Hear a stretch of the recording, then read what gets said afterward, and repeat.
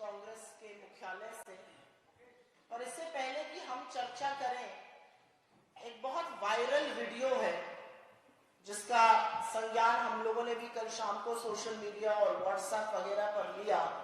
पहले आपको वो वीडियो दिखा देते हैं। प्ले करो भैया वीडियो। ट्यूसडे को उनको अपना जो है अकाउंट नंबर आपका मुझे चाहिए होगा। मैं आपको ट्यूसडे 4 बजे इंडियन टाइम कॉल करूंगा। वो लखनऊ जाके खास हमें फोन करेगा। और एक और थी पार्टी, वो त्यागी जी थी, अगर आपने नाम सुना हो त्यागी जी, मैं आपको बताता रहता हूँ, आरबीआई से जो रिटायर्ड है। हाँ, उनकी पार्टी है, वो भी लखनऊ में है। वो 100 CR दे रहा है हमको। वो थर्सडे होना है, लेकिन ये जिसने 18 दिया है ना, ये अपने सेट कर लिया है अकाउंट में, ये 21 देगा नेक्स्ट मंडे को। तो ट्यूसडे को चेक कीजिए क्या है। ट्यूसडे आई थिंक होगी, आज कितनी हो गई जी? बस आज नहीं, फ्राइडे होगा भैया। 16 को अपने ये 18 हो जाएगा, और 16 + 7 23 को अपना 21 हो जाएगा। लेकिन उसी बीच में ये लखनऊ वाला त्यागी जी का बंदा आ गया है 100 CR वाला। लेकिन ये नेक्स्ट वीक हम 18 मूव कर सकते हैं। वो डन है। ट्यूसडे आप अकाउंट नंबर रेडी रखो बस।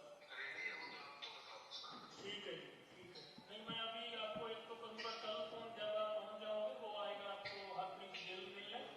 और जैसे भी आपका DHL का रिलीज हो जाए मुझे बता दीजिएगा, क्योंकि यहाँ पे उसको पेमेंट करके रखी हुई है सारी कस्टम की, तो मुझे बता दीजिएगा कि रिलीज हो गई।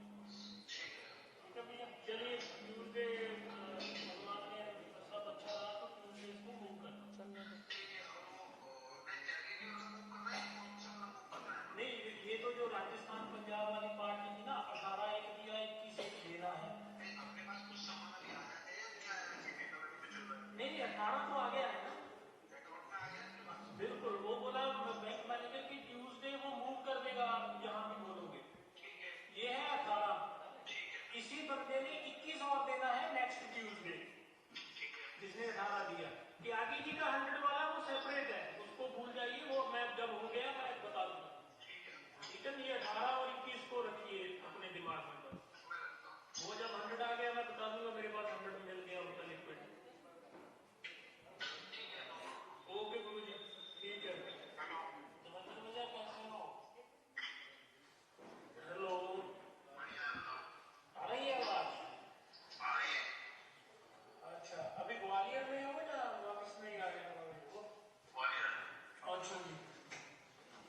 अच्छा, उसका भैया अपने बैंक वाले का उसका कॉन्फर्मेशन आ गया था। बोला कि फ्राइडे तक ही आपका ये सारा 18 CR टोटल जमा हो जाएगा 4 अकाउंट। तो उसके बाद मुझे चाहिए एक अकाउंट जहाँ पे आपको या रोहित भैया को किसी को भी भेजना, वो वाला। तो वो बोले कि नेक्स्ट वीक, जैसे मैंने आपको टेक्स्ट किया था कि मंडे या ट्यूसडे वो इस 4 अकाउंट में से चारों ट्रांजैक्शन बना के 4 की 5 की, तो 18 वाला टोटल उस अकाउंट में डाल देंगे जहाँ हमें चाहिए। दूसरा, उस बंदे ने बोला कि 21 जो है मेरे पास अवेलेबल है 23rd या 24th को। तो वो बोले जी कि हम आपको देंगे, आप अपने में जमा कीजिए, उसके बाद आगे सेंड कीजिए जहाँ भी करना है, क्योंकि मैंने किसी का नाम नहीं बताया और किसको जाता है। इनकी जो है ना कि ये ट्रेडिंग फर्म है और ये माइनिंग है इनकी राजस्थान में। और मोहाली वाला तो लैंड का डीलर है, वो पॉलिटिशियंस की लैंड की डील वगैरह करता है, ऑफिसर्स की लैंड की डील करता है, वहां से ये लिक्विड आता है। तो फिर मुझे आप बता देना किस में बेचने हैं। तो अगर पहले बताना चाहो तो पहले बता देना, अगर उसी दिन बताना है तो उसी दिन बता देना। वो आपके ये टोटल 39 दे रहा है हमें इस मंथ में। लेकिन वो बोले कि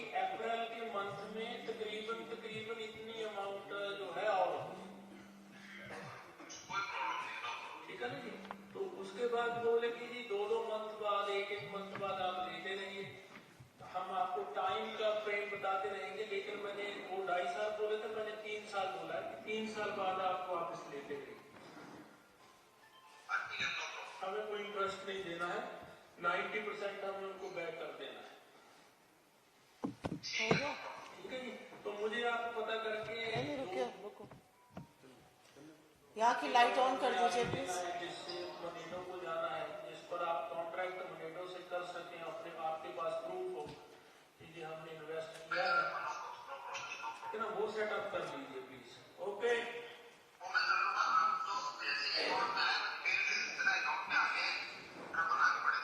ठीक है भैया।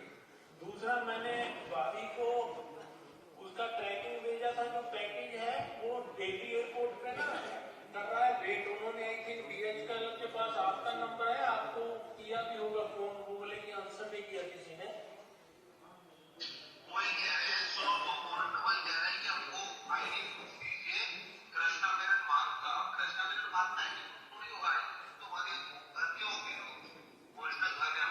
हाँ, फिर क्या बोले? तो उसको फिर मैं यहाँ से क्या करवाऊँ कि वहाँ पे हो जाए?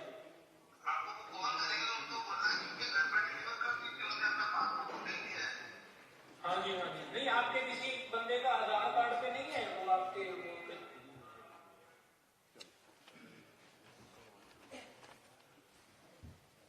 ये एक वीडियो है और ये जबरदस्त वायरल हो रहा है, और इसमें केंद्रीय मंत्री श्री नरेंद्र सिंह तोमर जी के बेटे देवेंद्र तोमर जी बड़ी पैसे की लेन देन करते हुए प्रतीत हो रहे हैं। हम इस वीडियो की सच्चाई की, सत्यता की न पुष्टि करते हैं न खंडन करते हैं, वो काम जांच एजेंसियों का है। लेकिन कुछ भी कहने से पहले दो बातें जरूर कहूंगी। कितनी विडंबना है कि आज भारतीय जनता पार्टी ने एक गाना रिलीज किया है मध्य प्रदेश के लिए। वो गाना वॉशिंग पाउडर निरमा की तर्ज पर लगाया गया है, और सच को कितना भी छुपाओ ऐसे ही सच उभर जाता है कि वही वॉशिंग पाउडर है जिससे नरेंद्र सिंह तोमर, जिससे शिवराज सिंह चौहान, जिससे हेमंत बिस्व शर्मा, नारायण राणे, शुभेंदु अधिकारी, येदुरप्पा, रेड्डी ब्रदर्स, एक लंबी फहरिस्त है। ये सब उस निरमा पाउडर से नहाते हैं, अपने दाग धब्बे धोते हैं और भाजपा का हाथ थाम लेते हैं, या भाजपा में होने के नाते इनके खिलाफ कोई जांच नहीं होगी।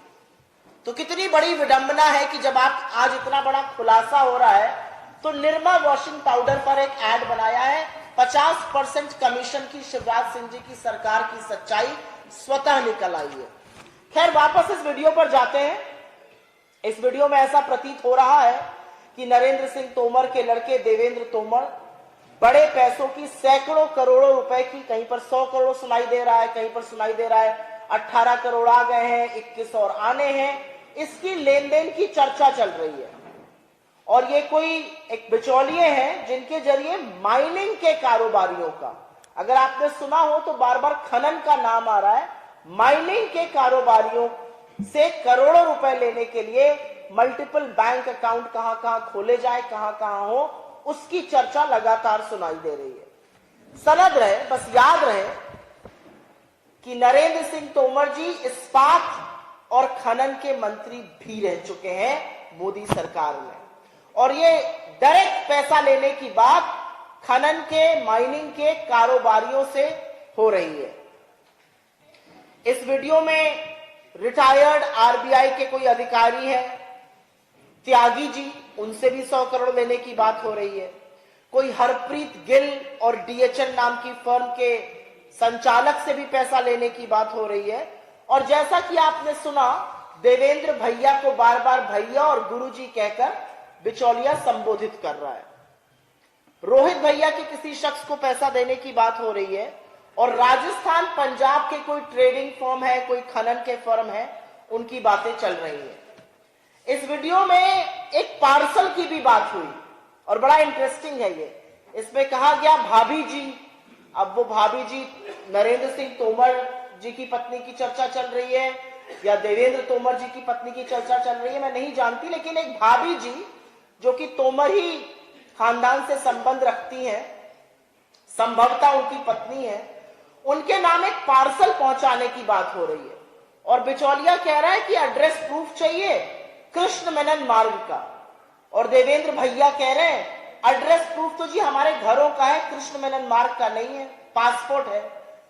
याद रहे 3 कृष्ण मेनन मार्ग पर नई दिल्ली में, लुटियंस दिल्ली में नरेंद्र सिंह तोमर जी की कोठी है और ये कोठी ठीक 2 कृष्ण मेनन मार्ग श्री अमित शाह जी के घर के जस्ट सामने है। ठीक सामने वाली कोठी नरेंद्र सिंह तोमर जी की है, 3 कृष्ण मेनन मार्ग की, जिसका एड्रेस प्रूफ संभवतः उनके परिवार के पास नहीं है और इसलिए वो कह रहे हैं एड्रेस तो हमारे घर मतलब ग्वालियर का होगा। अब सवाल ये उठता है कि ये 100 करोड़, ये 39 करोड़, 18 करोड़, 21 करोड़, ये क्या पैसा है? ये किसका पैसा है? ये कौन दे रहा है? ये क्यों दे रहा है? जिस पैसे का जिक्र किया जा रहा है, क्या इस पैसे को सार्वजनिक किया गया है? ये खनन के कारोबारी कौन है और वो देवेंद्र भैया को पैसा क्यों दे रहे हैं? सवाल इस बात का है। असलियत यह है कि यह पैसा मध्य प्रदेश के किसानों का, मध्य प्रदेश के गरीबों का, मध्य प्रदेश के मजदूरों का, मध्य प्रदेश के युवाओं का, मध्य प्रदेश की महिलाओं का पैसा है, जिसको लूटकर संभवतः तोमर वंश, तोमर खानदान, नरेंद्र सिंह तोमर जी का परिवार अपनी तिजोरियां भरता दिख रहा है। क्योंकि सवाल ये उठता है, ये पैसा कौन दे रहा है भाई? 100 करोड़ किसी को आप क्यों दे रहे हैं? वो कौन से बैंक अकाउंट है जिसमें आप 100 करोड़ रुपए देने को तैयार है और क्यों तैयार है? किसका पैसा है? किस लिए दिया जा रहा है? एक खनन का कारोबारी इनको पैसा क्यों देगा? अब बात आती है मोदी जी पर। मोदी जी को तो ईडी खेलने का बहुत शौक है। एक वो गाना आया था, ये इलू इलू क्या है, इनसे पूछा जाना चाहिए ये ईडी क्या है। मोदी जी को ईडी खेलने का बहुत शौक है। जब घबराते हैं और बौखलाते हैं और संकट में होते हैं तो हम और आप अपने इष्ट को याद करते हैं, वो ईडी को याद करते हैं। और जो नंगा नाच ईडी ने राजस्थान से लेकर छत्तीसगढ़ में चुनाव के दौरान किया है, वो सबके सामने है। मनगढ़ंत आरोप लगा लगाकर ईडी को छोड़ा हुआ है मैदान में और ईडी ये चुनाव लड़ रही है भाजपा के बिहाफ पर। तो ईडी खेलने का इतना शौक है, तो आज सवाल यह है कि जब वीडियो प्रूफ यहां पर अवेलेबल है, ईडी कब आएगी नरेंद्र सिंह तोमर के घर पे? सीबीआई और इनकम टैक्स कब आएंगे नरेंद्र सिंह तोमर के घर पे? कब पूछताछ के लिए देवेंद्र तोमर को बुलाया जाएगा? आज सवाल इन बातों का है। क्योंकि एक बात साफ है, यह वीडियो और इसकी बात सुनकर लगता है कि यह काले धन पर चर्चा हो रही है, यह अनअकाउंटेड वेल्थ पर चर्चा हो रही है, मल्टीपल बैंक अकाउंट्स पे चर्चा हो रही है, पार्सल फलाने से आ रहा है, फलाना इतना देगा, ऐसा होगा वैसा होगा, ये सारी बातें हो रही है। तो भाई काला धन पे जो प्रहार करने का बड़ा डंका बजाते हैं, उनकी ईडी, उनकी सीबीआई, उनकी इनकम टैक्स को सांप क्यों सूंघ गया? इस वीडियो को देखने के बाद भाजपा में सुई पटक सन्नाटा क्यों है? कब ईडी के टिकट कटाए जाएंगे कि वो भोपाल या ग्वालियर पहुंचे और शिवराज सिंह चौहान जी से लेकर नरेंद्र सिंह तोमर जी से पूछताछ करें? क्योंकि एक बात और भी साफ है, और यह भी बिल्कुल साफ बात है कि एक लड़का अकेले अपने दम पर सैकड़ों करोड़ों का ये पूरा गोरख धंधा नहीं कर सकता है। और मुझे कोई भी गुर्रेज नहीं है ये कहने में, मुझे जरा सा भी संशय नहीं है कहने में कि इसमें बड़े बड़े लोगों के तार जुड़े हुए हैं। आखिर कौन कौन शामिल है इसमें? क्या ये सारी कवायद बिना शिवराज सिंह चौहान जी के शामिल हुए हो सकती थी? क्या इसमें केंद्रीय मंत्रियों की साठगांठ नहीं है? और क्यों चुप है भाजपा? क्यों चुप है प्रधानमंत्री? क्यों चुप है मुख्यमंत्री? क्यों चुप है अमित शाह जी? क्या वित्त मंत्रालय को यह पता भी नहीं है कि ऐसी बातें हुई है? और अब जब वीडियो आ गया तो उसके बारे में ये लोग क्या कर रहे हैं? और याद रहे, नरेंद्र सिंह तोमर कोई छोटे मोटे व्यक्ति नहीं है, संभवतः नंबर 5 की वरीयता पर है मोदी सरकार में। ये वही मंत्री हैं जिनकी नाक के नीचे 750 किसानों की शहादत हुई और ये और इनके साथी मिलकर किसानों को गुंडा, मवाली, नक्सली और राम जाने क्या क्या बुलाते रहे। ये वही व्यक्ति है। तो आज पूछा जाना है कि ये घूस कौन ले रहा है, क्यों ले रहा है, क्या प्रलोभन था, इसके चलते कौन सी नीति का निर्माण हुआ, इसके चलते किसका भला हुआ, किसको बैकडोर से एंट्री मिली? आज ये सारी बातें साफ होनी चाहिए। किसी अप्रैल की बात हो रही है। वो 2023 अप्रैल है, वो 2022 अप्रैल है, वो उसके पहले का अप्रैल है, मुझे नहीं पता, लेकिन हम नवंबर 2023 में चुनाव के पहले बात कर रहे हैं और भाजपा के पास इस बात का कोई जवाब नहीं है। और मैं फिर से कहूंगी, प्रतिशोध और ओछी गंदी राजनीति करने वाले भाजपाई, खास तौर से इस देश के प्रधानमंत्री नरेंद्र मोदी, आप चुप नहीं रह सकते हैं। आपकी कोई नैतिकता नहीं है भ्रष्टाचार पर बात करने के लिए। अगर नरेंद्र सिंह तोमर और उनके परिवार के खिलाफ कार्रवाई नहीं होती, इस मामले का संज्ञान नहीं लिया जाता। चुनाव चल रहा है, चुनाव आयोग को इस मामले का स्वतः संज्ञान लेना चाहिए। इसकी स्थापित करिए सत्ता और त्वरित कार्रवाई कीजिए। हमारी कुछ मांगे हैं और वो आप पत्रकार बंधुओं के माध्यम से हम इसको पटल पर रख रहे हैं। जैसा कि मैंने कहा, चुनाव आयोग इस मामले की त्वरित संज्ञान ले, कार्रवाई करे और सत्ता स्थापित करे। इस प्रकरण में न्याय तभी होगा जब सुप्रीम कोर्ट के रिटायर्ड जज के अंतर्गत जुडिशियल इंक्वायरी होगी इस मैटर में। नरेंद्र सिंह तोमर, जैसा कि मैंने कहा, केंद्र सरकार में एक पावरफुल, शक्तिशाली, सशक्त मंत्री हैं। उनको बर्खास्त किया जाना चाहिए जब तक इस मामले की छानबीन ना हो जाए और रिपोर्ट ना आ जाए, क्योंकि ऐसा प्रतीत होता है साफ तौर से कि ये काला धन है। तो मनी लॉन्ड्रिंग का केस रजिस्टर हो और ईडी इस मामले की शुरुआत करे। ईडी जिसको सांप सूंघ गया है, सीबीआई जिसको सांप सूंघ गया है, इनकम टैक्स जो मौन है, वो इस मामले का संज्ञान ले, केस रजिस्टर करे और इस पर कार्रवाई शुरू करे। भारतीय जनता पार्टी, यहां के मुख्यमंत्री, प्रधानमंत्री और गृह मंत्री इस मामले पर अपनी चुप्पी तोड़े, क्योंकि आपकी चुप्पी संरक्षण है भ्रष्टाचार के लिए। और अंत में मैं सिर्फ इतना कहूंगी, नरेंद्र सिंह तोमर जी एक बहुत शक्तिशाली व्यक्ति, दिल्ली में ही नहीं, उससे भी ज्यादा शक्तिशाली मध्य प्रदेश में है। और जब तक उनका लड़का बाहर रहेगा, वो किसी भी इन्वेस्टिगेशन को फ्री और फेयर नहीं कर सकता है। संज्ञान लेकर उनकी गिरफ्तारी हो और इस मामले की जांच हो। आपके सवालों का मैं स्वागत करती हूं। मैंने कि जैसा कहा, यह सोशल मीडिया पर एक वीडियो था, ये वायरल हुआ, तमाम लोग इस पर प्रतिक्रिया कर रहे हैं। वीडियो से प्रतीत हो रहा है साफ तौर से कि ये उनके बेटे हैं। इसका सत्यापन हम नहीं कर रहे, लेकिन हाँ, हम डंके की चोट पर यह कह रहे हैं कि सार्वजनिक जीवन में रहने वाले लोगों के ऊपर अगर ऐसा आक्षेप, अगर ऐसा आरोप लगता है, तो वो शक्तिशाली पदों पर नहीं बैठ सकते हैं। Caesar's wife has to be above suspicion. और न्याय और मर्यादा और नैतिकता की डिमांड है कि नरेंद्र सिंह तोमर अपने पद से तुरंत इस्तीफा दे या बर्खास्त किए जाए। आपके सवाल। एक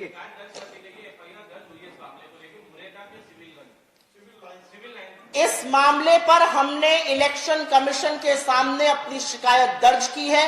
उसकी प्रति मैं आपको दे देती हूं। इलेक्शन कमीशन को हमने अपनी शिकायत भी दर्ज करी है, उनके संज्ञान में भी इस मामले को लाए हैं। आप कितनी भी एफआईआर दर्ज कर लीजिए, आप सवाल का जवाब दीजिए ना। आज तो सवाल आपसे पूछे जा रहे हैं। और फ्री एंड फेयर इंक्वायरी तभी संभव है जब आप एक सशक्त पद पर, एक बहुत इन्फ्लुएंशियल पद पर नहीं बैठे हैं। आप कहीं कहीं से लोगों को खड़ा कर देते हैं, उनके कनपटी पर गोली लगाते हैं और कहते हैं वो दूसरों के खिलाफ बयान दे। आपके सामने तो वीडियो है, क्या एफआईआर है, मैं ये जानना चाहती हूं।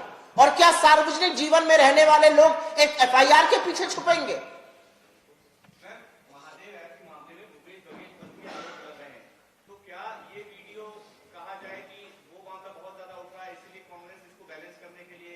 ये वीडियो हमने निकाला है, ये वीडियो हम लेकर आए हैं सार्वजनिक जीवन में, ये वीडियो हमने सोशल मीडिया पर लगाया है? बिल्कुल भी नहीं। ये वीडियो हमें मिला सोशल मीडिया पर, ये वायरल हो रहा था। आप ही के कुछ पत्रकार साथियों ने इस वीडियो के बारे में संज्ञान लेकर ट्वीट किया, किसी ने फेसबुक पर डाला। जब हमने ये वीडियो देखा और प्रमुख विपक्ष होने के नाते हम बिल्कुल इसको उठाएंगे, क्योंकि ये मध्य प्रदेश के लोगों की लूट है और इसको उठाना हमारा परम धर्म है। और मुझे नहीं लगता कि ये बैलेंसिंग एक्ट की जो आप बात कर रहे हैं, ऐसा हम करते हैं। हम तो डंके की चोट पर कह रहे हैं। हमारे तो मुख्यमंत्री ने अमित शाह जी का चैलेंज स्वीकार कर लिया। वो तो सीना ठोक के कह रहे हैं आइए मैदान में करिए बहस। क्यों भाग रहे हैं अमित शाह जी? मेरा अपना मानना यह है कि जो महादेव ऐप की कंट्रोवर्सी है, उस पर मोदी सरकार पूरी तरह से संलग्न है। मेरा अपना मानना है कि मोदी सरकार के हाथ काले हैं। कल जाकर आपने महादेव ऐप बैन करी, जबकि मार्च से छत्तीसगढ़ की पुलिस कह रही है इस ऐप को बैन करिए और दुबई से लोगों को गिरफ्तार करिए। क्या आपकी मजबूरी है ऐप ना बैन करने की? और आप इधर उधर से कभी अपने कार्यकर्ता को, कभी अपने ड्राइवर को खड़ा कर दीजिए, वो किसी के खिलाफ भी कोई बोलेगा, अरे मुझे ईडी दे दीजिए 2 दिन के लिए, सारे नेता इनके जेल में नजर आएंगे। और कौन कौन से मोदी भाग जाएंगे ये मैं आपके सामने कहना नहीं चाहती हूं। 48 घंटे के लिए ईडी मेरे हाथ में दीजिए आप।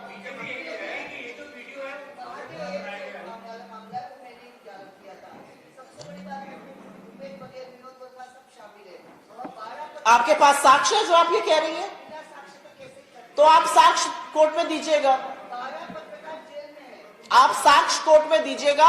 मेरा अपना मानना है छत्तीसगढ़ पुलिस ने मार्च में एफआईआर दर्ज करी और विडंबना यह है कि वो एफआईआर के बेसिस पर ही ईडी की इंक्वायरी कराई जा रही है। 70 जगह छापे पड़े, 450 लोगों की गिरफ्तारी हुई, 191 लैपटॉप, 860 मोबाइल फोन जब्त किए गए, बैंक अकाउंट फ्रीज किए गए जिसमें 16 करोड़ रुपए थे, 41 लाख कैश में जब्त किए गए। ये सब सरकार कर रही है। सरकार लगातार छत्तीसगढ़ की केंद्र से कह रही है जो इसके संयोजक हैं वो दुबई में बैठे हैं, उनको लेकर आइए, ऐप को बैन करिए। आप जीएसटी लगाकर लूट रहे हैं और ऐप को बैन नहीं कर रहे हैं। कौन सी नैतिकता है मोदी सरकार की इस पर बात करने की? कल जाकर जब प्रेशर बना तो आप ऐप को बैन कर रहे हैं, क्यों नहीं पहले ऐप को बैन किया? आपने क्यों ऐप को मार्च से अभी तक चलने दिया? असलियत यह है कि मोदी जी ने 10 साल से भ्रष्टाचार के खिलाफ सिर्फ एक झुंझुना बजाया है। अगर झुंझुना नहीं है तो नरेंद्र सिंह तोमर और उनके लड़के के खिलाफ कार्रवाई करके दिखाइए, अन्यथा भ्रष्टाचार का भाव मत बोलिएगा आज से। बीजेपी कुछ भी कह सकती है। बीजेपी ये भी कह सकती है कि 1947 में नहीं 2014 में आजादी मिली थी, आप मान जाइएगा।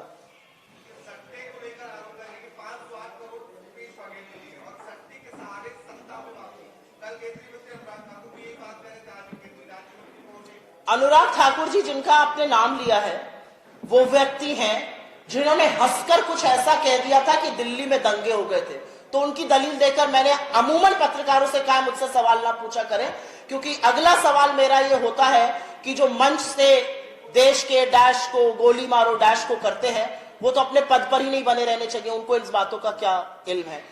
आपकी जो बात आप कह रहे हैं, किसी भी व्यक्ति को मैं इनको खड़ा कर दूं अपने बगल में और इनके कान पे लगाऊं एक बंदूक और लगाऊं इनके ऊपर 10 रेड, ये वो तोते की तरह बोलेंगे जो मैं चाहती हूं वो बोले, और यही काम मोदी सरकार कर रही है। असलियत यह है कि छत्तीसगढ़ जाकर या मध्य प्रदेश जाकर या राजस्थान जाकर या कहीं और जाकर मोदी जी वो गारंटी दे रहे हैं जो एक्सपायर कर चुकी है। अरे प्रभु, छत्तीसगढ़ में आप बात कर रहे हैं 3100 के धान की, काहे मध्य प्रदेश में नहीं दे खरीद लिए 3100 पे ध्यान? छत्तीसगढ़ में 500 के सिलेंडर की बात कर रहे हैं, काहे मध्य प्रदेश में बगल में 500 में सिलेंडर नहीं बेच रहे? असलियत यह है कि जब जब हार और जब जब बौखलाती है भाजपा, तो जैसा कि मैंने कहा हमें आपको अपने इष्ट याद आते हैं, ऊपर वाला याद आता है, हम दुआ करते हैं, प्रार्थना करते हैं, उनके डूबते को ईडी का सहारा होता है। लेकिन ईडी पहुंचनी चाहिए नरेंद्र सिंह तोमर के यहां, और ये मैं बार बार कहूंगी क्योंकि इस वीडियो को देखने के बाद मैं कह रही हूं अगर संशय ही है तो संशय का समाधान क्या है? इस संशय का समाधान जांच है। और अगर जांच एजेंसियां भाजपाइयों के खिलाफ नहीं जाएंगी, भाजपाइयों के घर नहीं पहुंचेंगी, केंद्रीय मंत्री जो इस्पात और खनन के मंत्री रह गए और यहां पर खनन कंपनियों से, खनन कारोबारियों से पैसा लेने की बात हो रही है, कृष्ण मेनन घर की बात हो रही है, 3 नंबर में वो रहते हैं अमित शाह के जस्ट सामने वाले पड़ोसी हैं, तो फिर क्या वरीयता है इन एजेंसीज की? ये एजेंसीज को अपना घटक दल आपने बना लिया है, लेकिन इनकी विश्वसनीयता पर आप ही ने चिन्ह लगवाया है।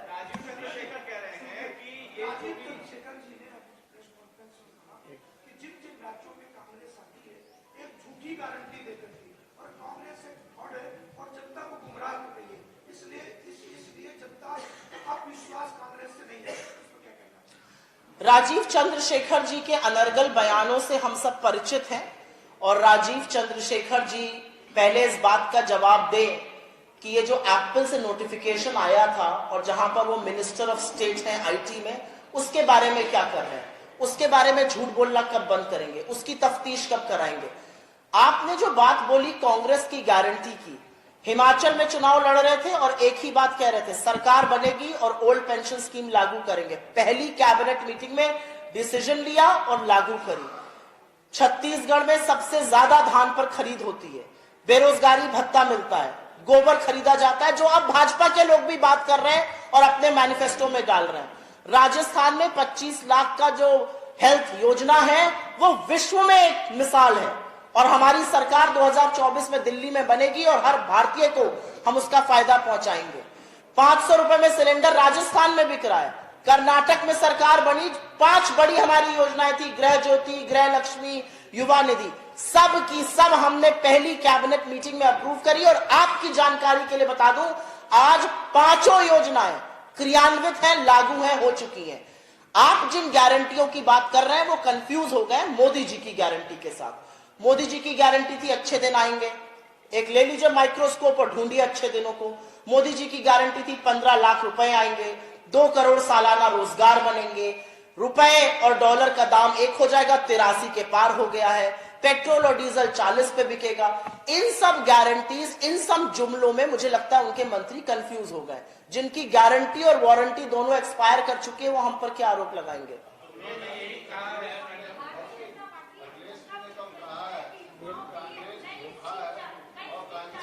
एक व्यक्ति पूछेगा तो सवाल का जवाब दूंगी, इनके बाद आपके पास आ जाऊंगी। 2 मिनट बैठ जाइए। कांग्रेस पार्टी झूठ बोलती है और धोखा देती है, जिससे कोई समझौता नहीं हमारा आगे भी होगा। नहीं, मुझे लगता है आपने उनके कथन को जरा ज्यादा बढ़ा दिया। मैंने उनका कथन सुना भी है और पढ़ा भी है। उन्होंने उतना नहीं कहा है जितना आप बोल रहे हैं। जी,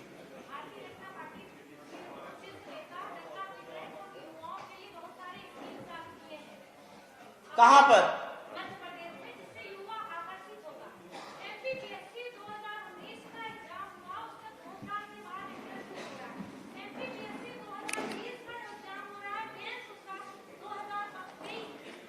सवाल क्या है?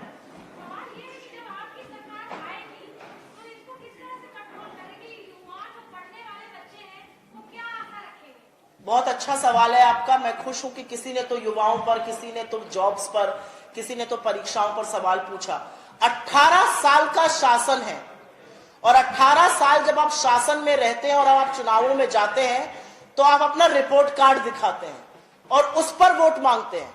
छत्तीसगढ़ और राजस्थान में हम बड़ी बड़ी बातें नहीं बांट रहे हैं, हम अपने रिपोर्ट कार्ड पर डंके की चोट पर सीना ठोक के वोट मांग रहे हैं। 18 साल शासन चलाने के बाद आपको वोट मांगना पड़ रहा है। हम आएंगे तो ये होगा, ना आप आएंगे ना ये होगा। असलियत ये है कि अगर आप हमारा वचन पत्र भी पढ़िए, और इसके बारे में हमने अपने अन्य राज्यों में भी चर्चा करी है।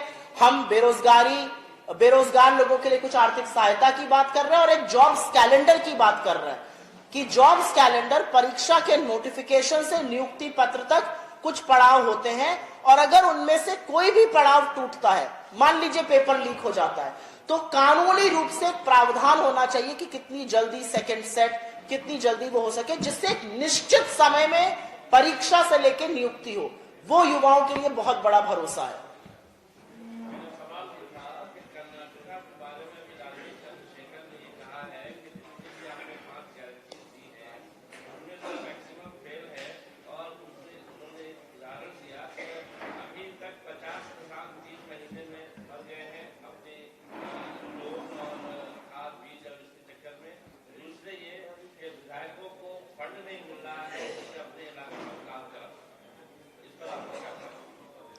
कर्नाटक में जो हमने बस सेवा फ्री करी, उससे महिलाओं के हाथ में 2,500 से 3,000 रुपए आया।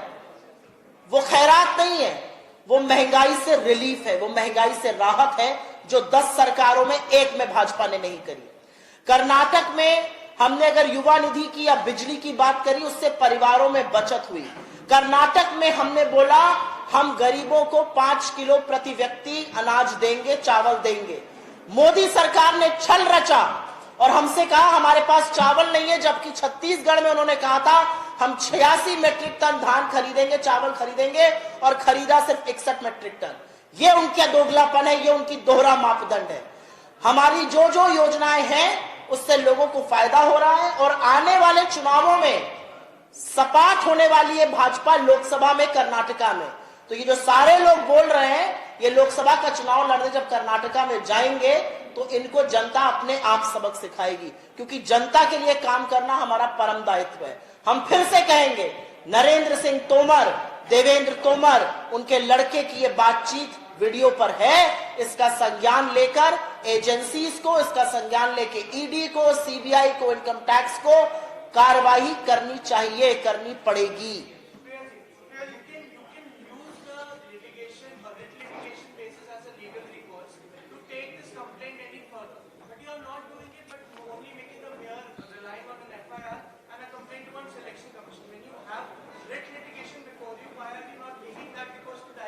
So what do you expect us as a responsible opposition to do? To keep quiet about it and not do a press conference? What do you know we are doing next? Are you pre-guessing what I'm going to do next? Are you preempting me? I think as a responsible opposition, it is my duty first to talk about something that's in the public domain. And how does anyone have an issue with that? It's bizarre that somebody can even ask me that question. As a responsible opposition, I see a video where clearly the man is talking about black money, where clearly the man is talking about unaccounted wealth, where clearly the man is talking about graft, which is coming from the mining barrels. And his father has been the minister of mining. His father lives on Krishna Menon Road, something that is being referred to in this video. So what do you expect the opposition to do? I mean, I think your bar for the opposition to act is either way too low or way too high. I think as a responsible opposition, I will first talk about it publicly. I will first come to the public court through people, through journalists like you, and then take whatever recourse we have. Elections are going on. We have gone to the Election Commission and we will take legal recourse if and when we have to. So I think to expect the opposition to keep a tape on its mouth and just keep quiet is a little bizarre, I would say.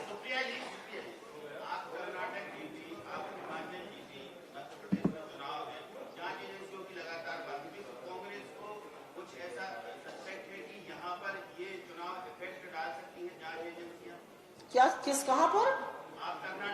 मैं सवाल समझ गई, कहां पर effect डाल सकती है? नहीं, मुझे नहीं लगता।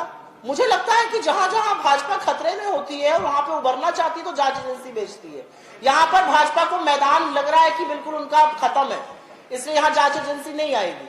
मुझे ऐसा लगता है छत्तीसगढ़ और राजस्थान में उनको हो सकता है लग रहा हो, वहां पर भी नहीं आने के।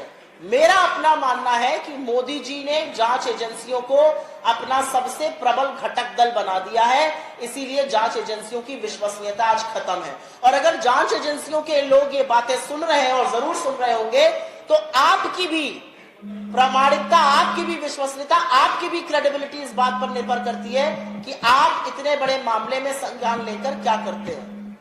धन्यवाद।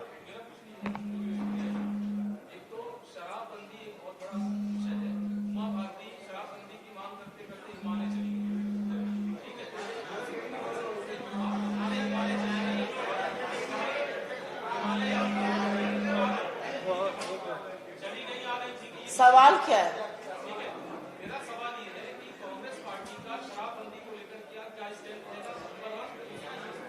शराबबंदी को लेकर क्या रहेगा? दूसरे पक्ष कि सिखों का वोट कांग्रेस पार्टी को पूरे हिंदुस्तान से चाहिए, सिखों का वोट कांग्रेस को पूरे हिंदुस्तान से चाहिए, लेकिन एक प्रधानमंत्री जो आपका सिख थे वो आपके पोस्टरों से, वोटिंग से आखिर कहां चले?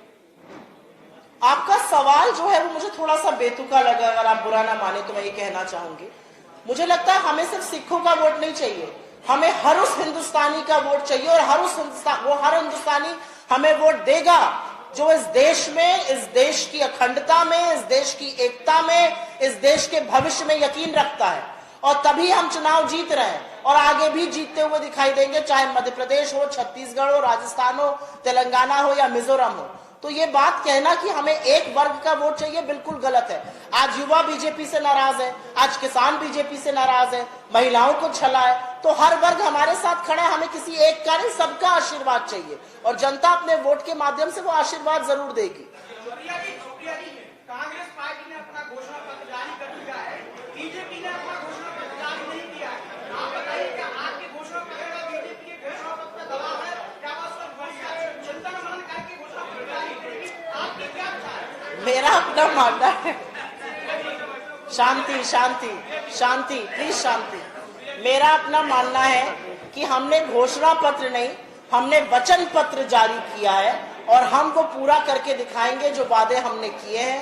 बीजेपी कुछ भी कह ले, जुमला ही होगा, तो जारी करे या ना करे। आज निरमा वॉशिंग पाउडर पर एक ऐड जारी किया, वो जरूर देखिएगा। धन्यवाद आप सबका बहुत बहुत।